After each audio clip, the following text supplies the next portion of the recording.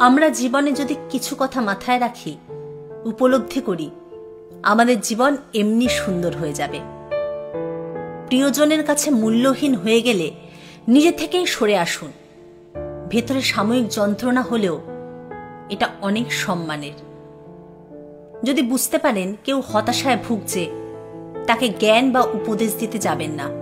সে কি বলতে চায় সেটা শুনুন।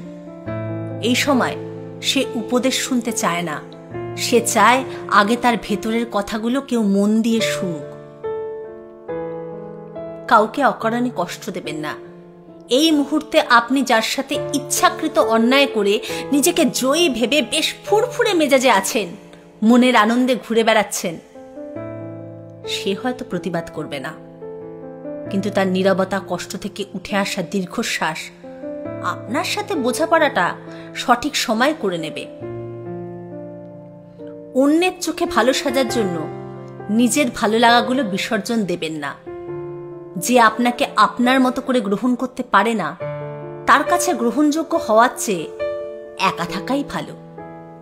যা হাতছাড়া হয়ে গেছে তা নিয়ে কখনো আফসোস করবেন না। বয়স, শিক্ষা, পদ বা পদবীর দিক দিয়ে কেউ ছোট হলেও কাউকে ছোট করে দেখবেন না, তাহলে আপনি নিজে ছোট হয়ে যাবেন। নিজের অবস্থান নিয়ে বাড়াবাড়ি রকমের আত্মবিশ্বাসী বা অহংকারী হবেন না, কারণ সময় যখন বদলায় উত্তাল সাগরও শুকিয়ে মরুভূমি হয়ে যায়। সমালোচনাকারীদের সঙ্গে যুদ্ধ করে নিজের সময় ও শক্তির অপচয় করবেন না। নিজেকে উন্নত করুন, তারা এমনিতেই চুপ হয়ে যাবে।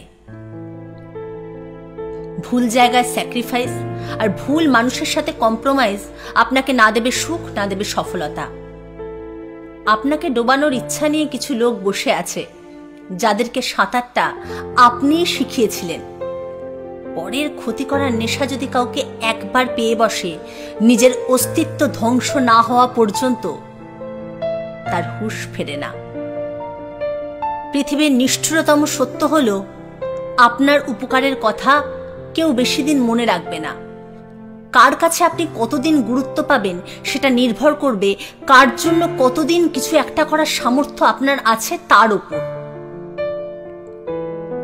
কিছু মানুষ আপনাকে এমনিতেই পছন্দ করবেন না। করবেন না মানে করবেনই না।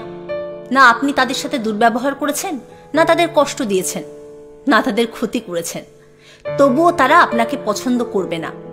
এখন এই পছন্দ করা ব্যাপারটা তৈরি করার জন্য আপনার কোনো ঠেকা পড়েনি।